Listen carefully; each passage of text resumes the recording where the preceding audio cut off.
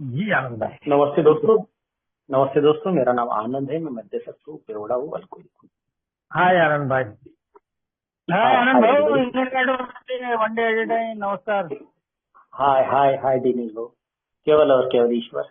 Alcoholic anonymous ये जागतिक भातृभाव संगठन के 12 तत्वों का आध्यात्मिक कार्यक्रम वो मेरे क्षमता अनुसार आचरण करने का मेरा प्रयास, मेरा स्पॉन्सर, मेरे को स्पॉन्सर और आप लोगों का प्यार है। इसी की वजह से आज सवेरे से पीने के ख्यालात आए नहीं। एक सुकून भरी जिंदगी, लोक उपयुक्त जिंदगी जीने का प्रयास कर रहा हूँ और जिंदगी जीने में मजा आ रही। आज जैसे विजय भाई का फोन आया और आज आप उपलब्ध है क्या? एल्कोहलिक एनल्स में अगर मेरे जैसा व्यक्ति अपनी उपलब्धि या फिर मैं अपना कुछ टाइम नहीं दे सकता तो मेरे साथ में क्या अनहोनी हो सकती है, इसका मुझे ख्याल रखना चाहिए। जब भी मैं मुझे मेरी वास्तविकता भूल जाता हूँ। मेरी वास्तविकता क्या है कि मैं एक अल्कोहलिक पर्सनैलिटी हूँ। मैं एक शराबियत वाली शख्सियत वाला इंसान हूँ। और जो हमारी बीमारी की डेफिनेशन या व्याख्या कही गई है कि वास्तवता से पलायनवाद, वास्तवता से भागना मतलब शराबियत बीमारी है। तो मेरी वास्तविकता अगर मैं भूल जाता हूँ और वास्तविकता भूलने के बाद में मेरे साथ में क्या हो सकता है, इसका एहसास मुझे रखना पड़ेगा।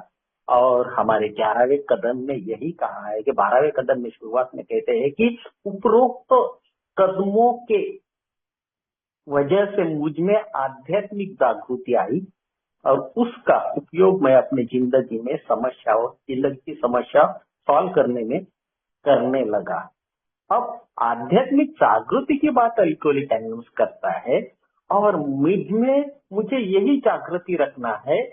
जो भी मेरे आयुष्य में कुछ जिंदगी में तकलीफ है या जो भी मेरी वास्तविकता है उसको स्वीकार करते रहना। मैं एक अल्कोहलिक हूँ और ये हमेशा याद रहना, ये आध्यात्मिक जागृति का एक पार्ट है। और यही आध्यात्मिक जागृति लेके जीने का जब प्रयास करता हूँ तो आज का जो विषय विजय भाई ने मुझे दिया है कि a give me a new way of life. Alcoholic anonymous ने मुझे जिंदगी जीने का नया तरीका दिया है। तो क्या ये जिंदगी जीने का नया तरीका मेरे साथ में काम कर रहा है? क्या मैं इस तरह से काम कर रहा हूँ? और ये विषय अगर मैं शेयर करता हूँ तो इसमें एल्कोहलिक एनोनिमस कहता है कि आनंद, पहले तू कैसा था, तूने क्या किया, और ये नया जिंदगी का रास्ता जो है उस पे चलते हुए आज तुझे क्या महसूस हो रहा है। तो दोस्तों, आइए जानते हैं, मेरी जिंदगी में थोड़ा सा झांकने का प्रयास करते हैं कि मैं पहले कैसा था। दोस्तों, मेरा जन्म एक बहुत ही लोअर मिडिल क्लास फैमिली में हुआ था। घर की हालत बिल्कुल अच्छी नहीं थी। हमारे मराठी में कहते हैं कि वो 10 विश्व दारिद्री, मतलब ये गरीबी इतनी थी कि ना जी सकते थे ना मर सकते थे। खाने के वांदे पड़े हुए थे। बड़ा परिवार था। पिताजी का छोटा सा व्यापार था और इनमें मेरी जरूरतें जो थी वो पूरी नहीं हो पा रही थी। और इसी के वजह से, अपनी असुरक्षितता की भावना की वजह से, उन डरों की वजह से उस वक्त मुझे नहीं समझता था। एल्कोहलिक एनोस में जब आया तो मुझे मेरे पीने के रूट कॉज, मतलब क्या, जो मूल कारण जब देखता हूँ तो मुझे लगता था कि शराब ही मेरी समस्या है। 10 अक्टूबर 2018 को एल्कोहलिक एनोस में आया था दोस्तों। और आज एक एक दिन का आधार लेकर 2831 दिन हो गए, मतलब 7 साल 9 महीना। और पहला दिन आज 11 तारीख है तो पहला दिन चालू है। तो 7 साल 9 महीना और पहले दिन का ये जो सफर आप लोगों के साथ में किया है, तो उस वक्त मुझे लगता था कि मेरी जिंदगी ऐसी नहीं है, ये नहीं है, वो नहीं है। जिंदगी में वो असुरक्षा की भावना थी कि ये मेरे पिताजी मुझे खेत में भेजते हैं, मुझे बैलों को चराने जाना पड़ता है, मुझे गैया चराने जाना पड़ता है। तो मेरी जिंदगी क्या ऐसी रहेगी? बाकी लोगों की जिंदगी जो बहुत खुशनुमा थी उनके प्रति मैं अपना कंपैरिजन करता था। और हमेशा वो असुरक्षितता की भावना की वजह से या फिर जो डर मेरे जिंदगी में समाये हुए थे उसकी वजह से अपने पिताजी के प्रति या अपने परिवार के प्रति मुझे बहुत घृणा, रिसेंटमेंट हो रही थी कि काश भगवान मुझे ऐसे बड़े घर में जन्म देता जैसे हमारे सुधीर भाई करोड़पति अब्जोपति है, ऐसे घरों में मुझे जन्म मिलता तो मेरे कितने वारे नहरे हो जाते।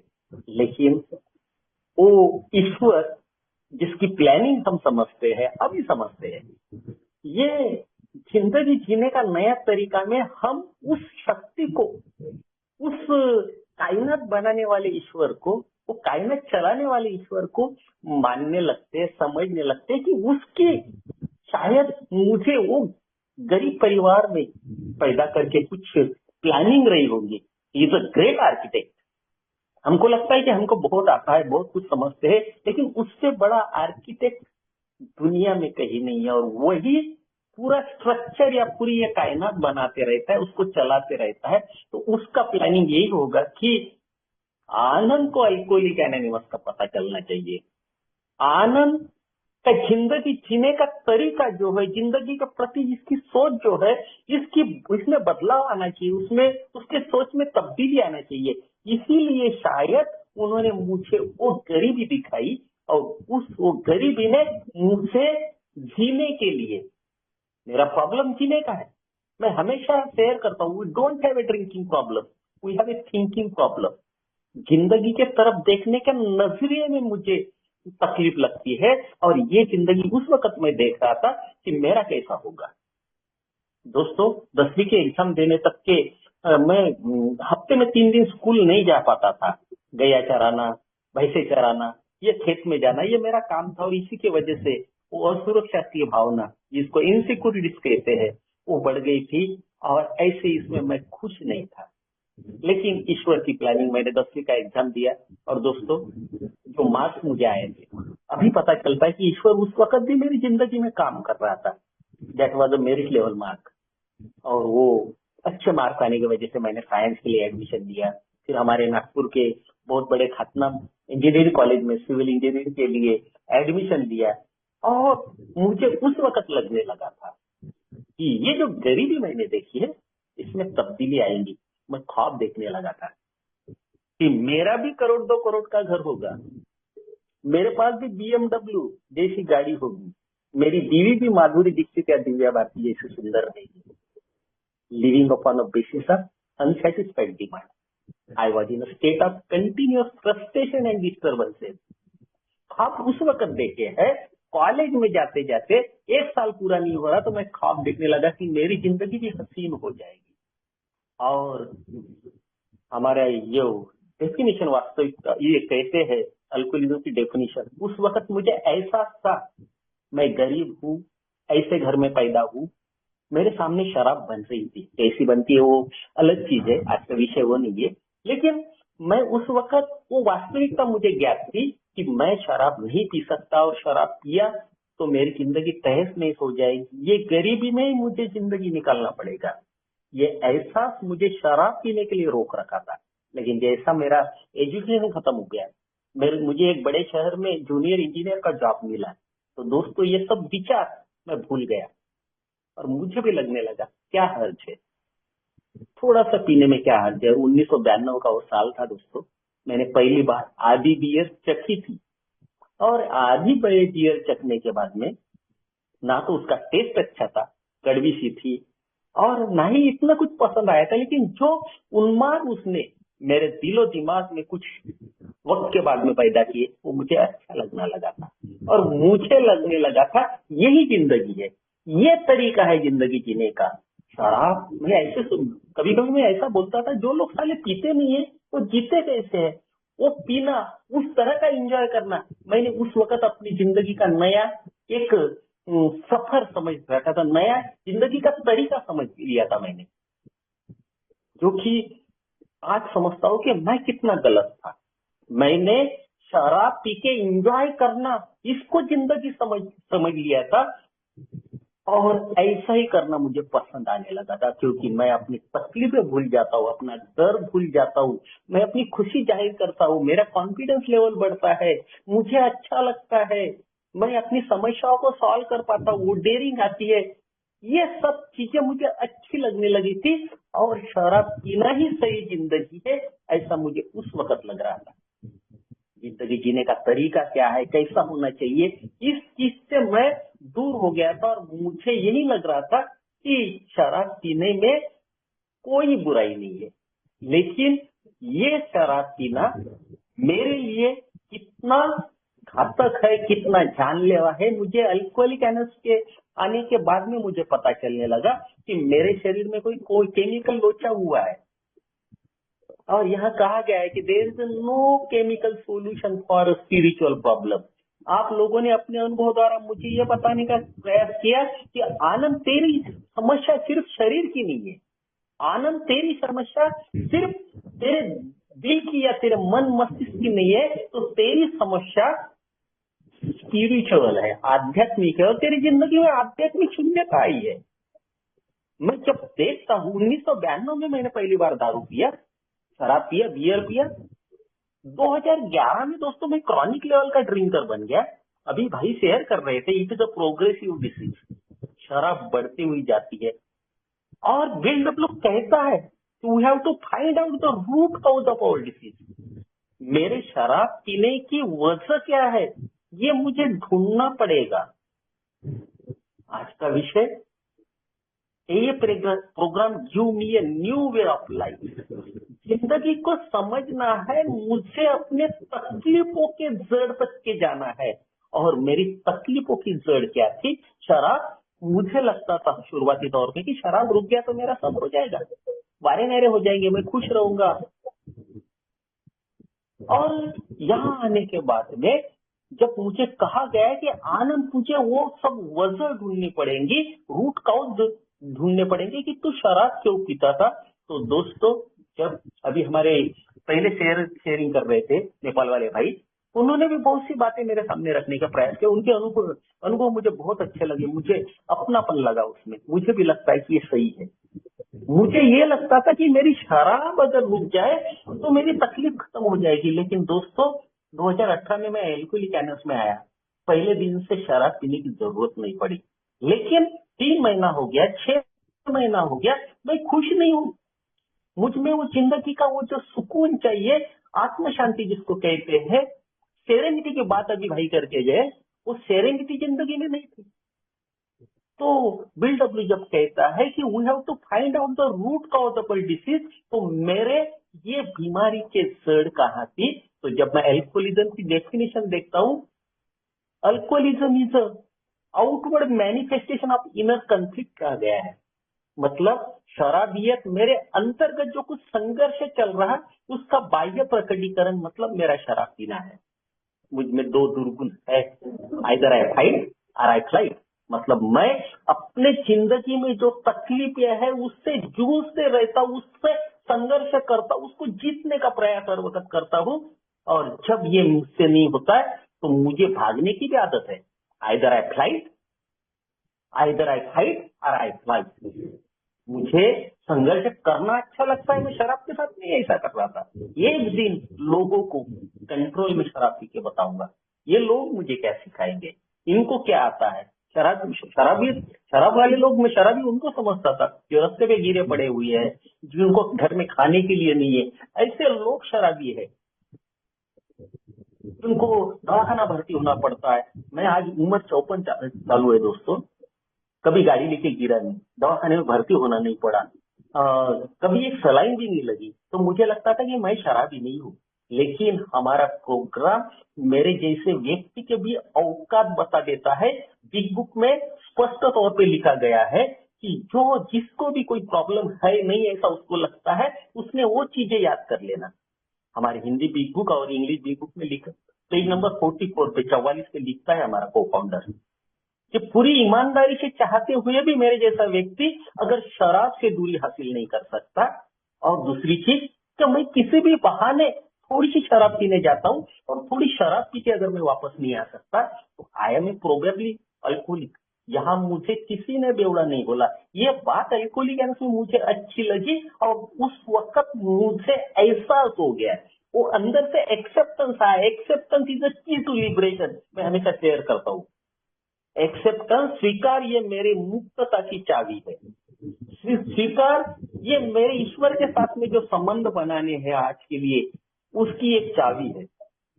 Acceptance is the key to liberation. Acceptance is a relation with a God for today. मुझे ईश्वर के साथ संपर्क रखना है। तो ये न्यू वे ऑफ लाइफ क्या है?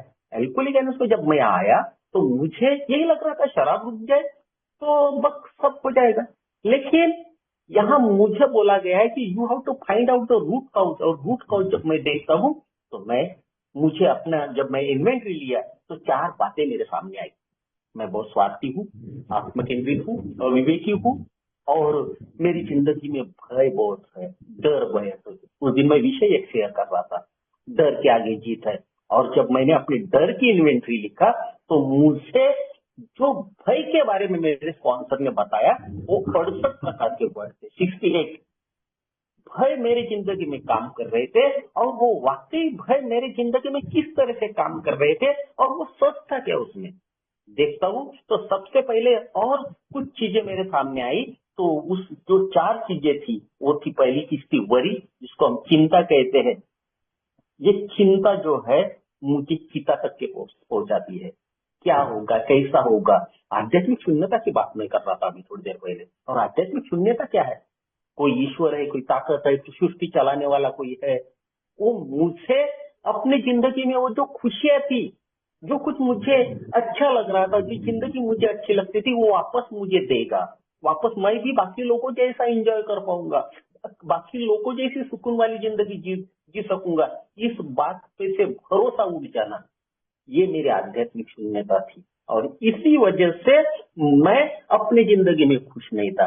पहली चीज है वरी, दूसरी चीज है गुस्सा लोगों के प्रति। मैं लोगों को बहुत दोष दे रहा था, गलतियां मैंने करी थी, उधार मैंने बांटा था, 26,11,323 रुपए लोगों ने डुबाए। तो ये लोग अच्छे नहीं है, दुनिया अच्छी नहीं है, अगर मेरे साथ में ये नहीं होता तो मुझे क्यों शराब पीनी पड़ती थी। इस तरह से, इसके वजह से यह डर था, असुरक्षा की भावना थी, मैं अपनी जिंदगी को सर्वाइव कर पाऊंगा कि नहीं। और ये डर की वजह से मैं लोगों के साथ में रिजेंटमेंट पाल के रखा था। ये डर ऐसे थे कि क्या मैं बच्चों को पढ़ा पाऊंगा, क्या मेरा परिवार मेरे साथ में रहेगा। परिवार अगर मेरे को छोड़ के जाता है तो दुनिया हंसेगी, मेरी समाज में इज्जत क्या रहेगी, लोग शायद मुझे नपुंसक समझेंगे। इस तरह से सैकड़ों प्रकार के डर जैसे जैसे बढ़ते गए दोस्तों, मेरी शराब बढ़ती गई। और वही शराब पीने को मैं अपनी जिंदगी का एक पार्ट समझने लगा। एक यही जिंदगी है, ये शराब पीता हूँ तो मैं ये भूल जाता हूँ, लोगों के प्रति मुझे गुस्सा है, मेरी जिंदगी में तकलीफें है, चिंताएं है, इसको भूल जाता हूँ। और एक चीज थी सेल्फ पिटी, आत्म करुणा जिसको कहते हैं। आत्म करुणा की वजह से मेरे साथ ही क्यों होता है, भगवान सबको तो खुशियां देता है, सबके साथ में अच्छा है, मेरे साथ में क्यों नहीं है। तो ये सेल्फ पिटी जो है, ये एक वजह थी। और चौथी वजह थी फ्रस्ट्रेशन, निराश होना, हार जाना, थक जाना। मैं शरीर से, मेरा कोई एक्सीडेंट नहीं हुआ, मैं अभी शेयर कर रहा था, मेरी पूरी हड्डियां अभी साबुत है, मैं कभी गिरा पीड़ा नहीं, दवाखाने में भर्ती नहीं हुआ। लेकिन मानसिक स्थिति मेरी क्या थी, वहां मैं अपाहिज बन गया था। और वो अपाहिजता, जिंदगी नहीं जीने का आना, वो जिंदगी को जैसे वैसे स्वीकार नहीं कर पाना और उससे भागते रहना, और उसके लिए शराब पीना, यही मैं अपनी जिंदगी का वो जिंदगी जीने का तरीका समझ रहा था। लेकिन अल्कोहलिक एनोनिमस में आया और यहाँ मुझे बोला गया कि आनंद, ये माइक बंद करेंगे प्लीज। तकलीफ क्या है, शराब अगर तेरी तकलीफ है तो शराब तो रुक गई है, फिर खुशियां क्यों नहीं है। तो मुझे अल्कोहलिक एनोनिमस ने कहा है कि जिंदगी को जिंदगी के तौर पर तुझे जीना नहीं आता है। आनंद, तेरी तकलीफ क्या है, लोगों के साथ में तेरे संबंध क्यों अच्छे नहीं रहते, वहां तेरा स्वार्थ काम करता है, वहां तेरा आत्मकेंद्रितता काम करता है। तकलीफ क्या है, तो तकलीफ तेरे साथ में अंदर है। मैं अभी कह रहा था कि alcoholism is outward manifestation of inner conflict. मेरा अंदर कुछ चल रहा है संघर्ष, उसका बाह्य प्रकटीकरण अगर है तो मुझे ये देखना पड़ेगा कि ये तकलीफें क्यों है और किस लिए है। तो मुझे यही समझना पड़ेगा कि मेरी जिंदगी में मैं जिंदगी को जिंदगी के तरह पे क्यों नहीं जी पा रहा हूँ। तो यहाँ अल्कोहलिक एनोनिमस में मुझे जो समझाने का कोशिश किया, जो 12 कदमों के अंतर्गत मुझे सबसे पहली बात जो समझाई गई तो मैं जिंदगी को कबूल नहीं कर रहा हूँ, अपने अस्त व्यस्तताओं को, अपनी शक्तिहीनता को नहीं मान रहा हूँ। और ये स्वीकार जो है ये एक जीवन मूल्य है, it is a virtue of life, और इससे मैं भाग रहा था। जिंदगी जैसी है, दुख भरी है, सुख है, चैन है, नहीं है, जैसे वैसे कबूल नहीं कर पा रहा था।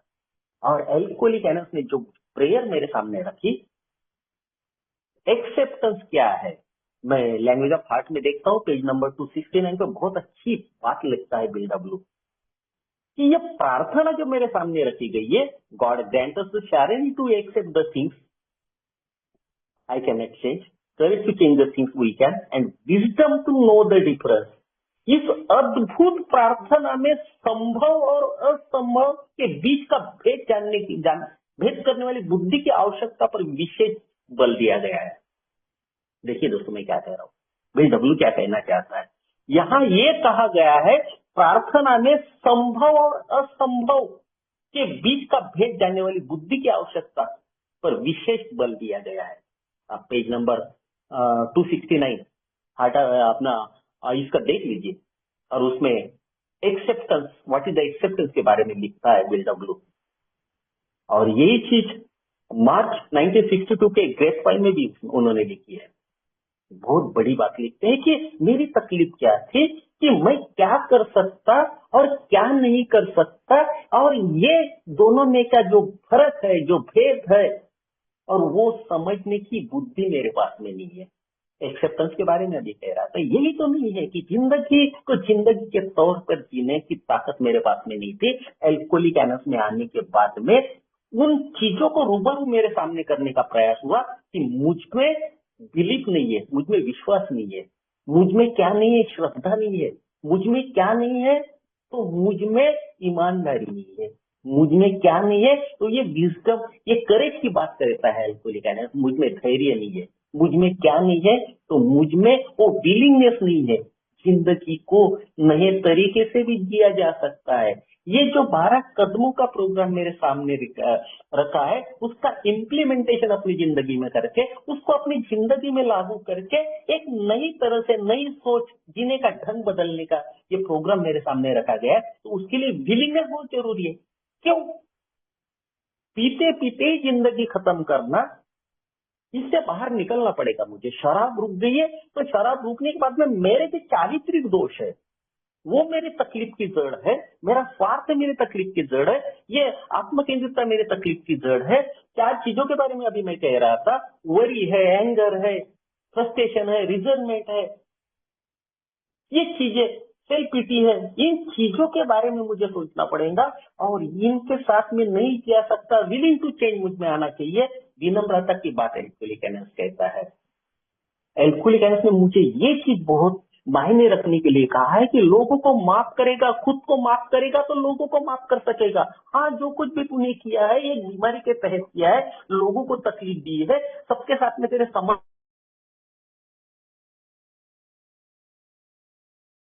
के अंदर का स्वार्थ था, तेरे जिंदगी में जो भय थे, तू जैसे लोगों के भावनाओं के साथ में खेलता था, लोगों की भावनाओं की तुझे कदर नहीं थी, उनके हक के लिए तू कभी कबूल नहीं होता था। मेरा परिवार है, उनके कोई अधिकार है, मेरी बीवी है, उसका कोई अधिकार है, तो वो अधिकार देने के लिए मैं तैयार नहीं था। एल्कोहलिक एनस ने मुझसे जिंदगी जीने के लिए नया तरीका बताया कि लोग जैसे है वैसे स्वीकार कराना। तेरे इर्द गिर्द जो भी लोग हैं, जो परिवार के हैं, आसपास के हैं, समाज में के लोग हैं, वो उनको नहीं बदल सकता तू। तुझे क्या करना पड़ेगा? लोग जैसे हैं वैसे स्वीकार करना पड़ेगा। सबसे पहले मुझे अपने आप को माफ करना पड़ेगा, क्योंकि मैं उसी वक्त लोगों को माफ कर सकता हूँ अगर मैंने खुद ही आत्मग्लानि वाली जिंदगी से बाहर नहीं निकला कि ठीक है यार, हो गया, कोई कैंस में आया हूँ, शराब से दूरी हासिल कर लिए, एक दिन के आधार पर अपने दुर्गुणों पे काम करने का प्रयास कर रहा हूँ। काम, क्रोध है, मोह, माया, मेद, मत्सर, आलस्य, जो कुछ भी हमारे षड्रुपी और 7वां हमारा ये घातक पाप जो जिसको कहा गया है आलस, इन पे मुझे नजर रखनी पड़ेगी, लोगों को माफ करना पड़ेगा, मुझे अमेंड करने पड़ेंगे। अमेंड का मतलब एल्कोहलिक एनस ने कहा है कि वो गलती तूने पहले कोई है ना, उसको बाद में नहीं करने का है। ये गलती आज गलत करते रहूंगा, सॉरी बोलूंगा, ये एल्कोहलिक एनस में नहीं चलेगा। न्यू वे ऑफ लाइफ क्या है? तो मुझे वो गलती नहीं दोहरानी है, और वो नहीं दोहराने का तरीका एल्कोहलिक एनफ ने मुझे दिया है। बहुत अच्छी बात एल्कोहलिक एनफ ने मुझ में जो सिखाने का मुझे प्रयास किया है। It is a new way of life कि मुझे प्रेजर्वेंस का पता चल गया। प्रेजर्वेंस मतलब दृढ़ता, और हर वक्त हर क्षण अपने आप के आत्मावलोकन करते रहना। आज मुझे इसका गुस्सा क्यों आया, आज मैं इसके प्रति क्रोधित क्यों हूँ, आज इसके प्रति मुझे ऐसा क्यों लग रहा है, आज मेरी मानसिक स्थिति ऐसी क्यों है, क्या कोई डर मेरी जिंदगी में काम कर रहा है, किस तरह से मैं जी रहा हूँ, लोगों के कुछ काम आ रहा हूँ, मुझमें परोपकार की भावना है, क्या मैं सिर्फ अपने लिए जी रहा हूँ, मैं प्रार्थना कर रहा हूँ किसके लिए। भगवान ने तो सब कुछ दिया है तेरे को, बच्चे अच्छे हैं, पढ़ रहे, पढ़ना था, पढ़ लिए, कमा रहे हैं, तू भी अपने पेट पालने इतना कमा लेता है, परिवार भी काम करता है, जरूरत क्या है तुझे, भगवान से क्या मांगेगा। तो ये नया तरीका जो है जिंदगी जीने का, यहाँ मुझे प्रेयर तो करना है, करता हूँ, लेकिन किसी के लिए जो भाई आज भी तकलीफ में है उसके लिए प्रेयर करना मेरा दायित्व है। और ये जिंदगी जीने का नया तरीका है कि अब खुद के लिए मांग के क्या मांगेंगे, वो तो सब देता है। मुझे भी झोली फाड़ के दिया है, जो मेरी इच्छाएं थी, आकांक्षाएं थी, जो अपेक्षा मैंने अपनी जिंदगी के साथ में रखी हुई थी, वो सब भगवान ने तो पूरी कर दी। अब ये बची जिंदगी किसी के काम में आ सके, ये नए तरीके से मुझे जीना है। कुछ दे सकता हूँ क्या, मेरे जैसे अदना सा व्यक्ति क्या दे सकता है, लेकिन हाँ मेरे पास में वक्त है। विजय भाई ने फोन किया और 1 घंटा 1.5 घंटा मैं अपने भाइयों के लिए अपने जो अनुभव है उनके साथ में साझा करके शायद एकादे को मेरे अनुभव अच्छे लगे, एकादे की जिंदगी में तब्दीली आ जाए, एकादे को मेरे विचारों से अवगत हो जाए, उसको मेरी बात पड़ जाए कि आनंद के साथ आनंद अगर यहाँ से निकल सकता है तो मैं भी निकल सकता हूँ। आनंद इसमें तब्दील, ये तबाही खा के अगर सुधर सकता है तो मैं भी ये आस पैदा करना, मैं थोड़ा सा वक्त दे सकता हूँ। भगवान ने एक अच्छा दिमाग दिया है जिसको हम टैलेंट कहते हैं, और ये स्पिरिचुअल टैलेंट ये 12 कदमों से आता है। इसका वापर मैं अपनी जिंदगी में जब करना शुरू किया तो ये एक आध्यात्मिक जागरूकता के तहत जो दौलत मुझे मिली है, जो स्पिरिचुअल प्रॉपर्टी हमको कहते हैं, स्पिरिचुअल जो हमारे पास जो खजाना है, इसका उपयोग करके नए भाइयों के लिए क्या कर सकते हैं, थोड़ा सा वक्त, थोड़ा सा टैलेंट और थोड़ा सा पैसा जेब में का, 1 रुपया 2 रुपया 10 रुपये, क्या कुछ करना है तो लोगों के लिए करूं। हर वक्त आत्मावलोकन करते रहो, चिंतन अपने लिए करूं कि मैं आज कहाँ गलत हूँ, मैंने आज क्या किया है, किसी काम में आ सका क्या।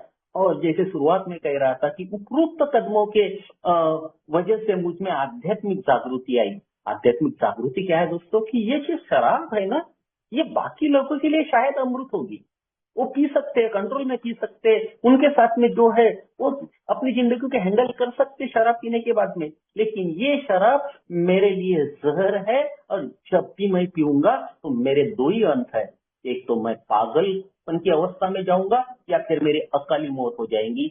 ये आध्यात्मिक जागरूकता के साथ में जब जीता हूँ तो मेरे सोब्राइटी में खनन ना पड़े। ये 7 साल 9 महीना 1 दिन का जो सफर हुआ, ये शुरुआत में 0 पे ना आ जाए, इसलिए हर वक्त आध्यात्मिक जागरूकता रखना पड़ता है। और यही नया जिंदगी का नया कदम है, ये जिंदगी जीने का नया तरीका है कि हर वक्त सजगता में रहूं, क्या कर रहा हूं उसका एहसास मुझे रहे, जो करना चाहिए उसका एहसास रहे, और हर वक्त आत्मावलोकन करते रहूं, अपने बारे में सोचता रहूं, अपने अंदर झांकता रहूं, लोग क्या कर रहे हैं, कितनी गलतियां कर रहे हैं, क्यों कर रहे हैं, उससे मुझे क्या लेन देना है।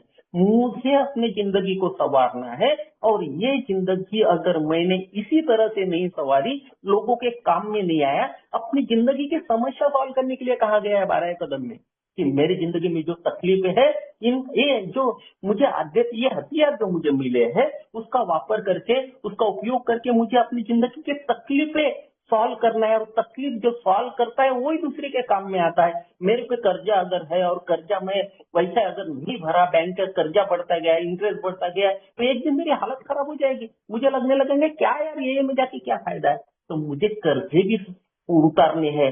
जब कर्जे से मुक्त हो जाऊंगा तो दिमाग का जो बोझ है वो कम हो जाएगा, और जिसके दिमाग पे कोई टेंशन नहीं है उसको जिंदगी जीने में मजा आता है। तो हमको हमारे जिम्मेदारी का एहसास रख के जिम्मेवारियां पूरी करना पड़ेगा, और जिम्मेवारी पूरी करना ही मतलब जो आध्यात्मिकता या फिर जो विनम्रता की जो डेफिनेशन या आध्यात्मिकता जीवन की जो डेफिनेशन है वो क्या है कि हर वक्त अपना आत्मावलोकन करते हुए जिम्मेवारी का एहसास रख के जिम्मेवारियां पूरी करते रहना, यही आध्यात्मिक जीवन है। और ये आध्यात्मिक जीवन में जीने का प्रयास करता हूँ। एल्कोहलिक एनोस ने मुझे वो दिया है कि मैं आध्यात्मिक जीवन को समझने लगा हूँ और वो जीने का प्रयास कर रहा हूँ। यही मेरा जिंदगी जीने का नया तरीका है। एल्कोहलिक एनोस ने मुझे लोगों के काम में आने के लिए बोला गया है, और मैं जब जैसा भी मुझे होता है, जो भी मेरे पास में वक्त है, थोड़ा सा टाइम है, थोड़ा सा टैलेंट है, थोड़ा सा पैसा है, उसके सहारे किसी की मदद करने का जब प्रयास करता हूँ तो जिंदगी जीने में मजा आ रहा है।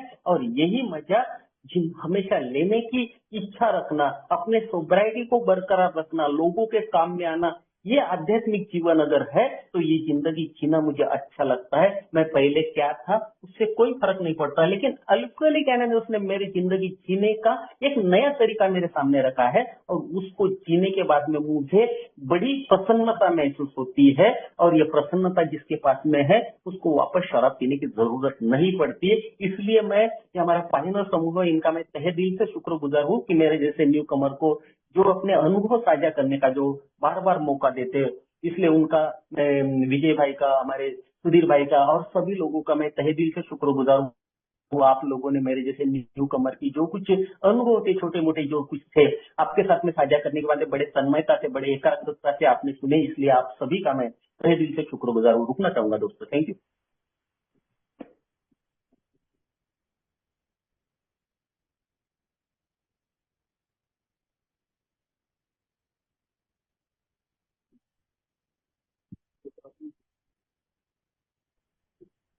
धन्यवाद आनंद भाई, बहुत बहुत धन्यवाद। मुझे लगा 10 बजे तक का टाइम है, 10:30 का टाइम है क्या अपना? हाँ, 10-20।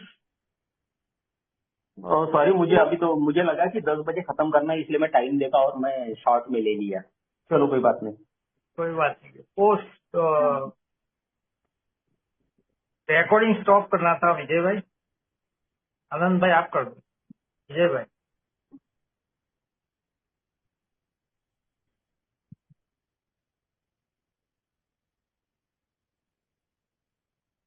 मोर में होगा। विजय भाई,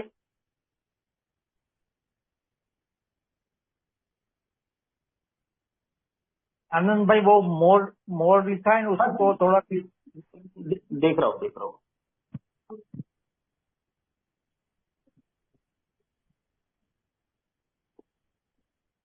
कर लिया।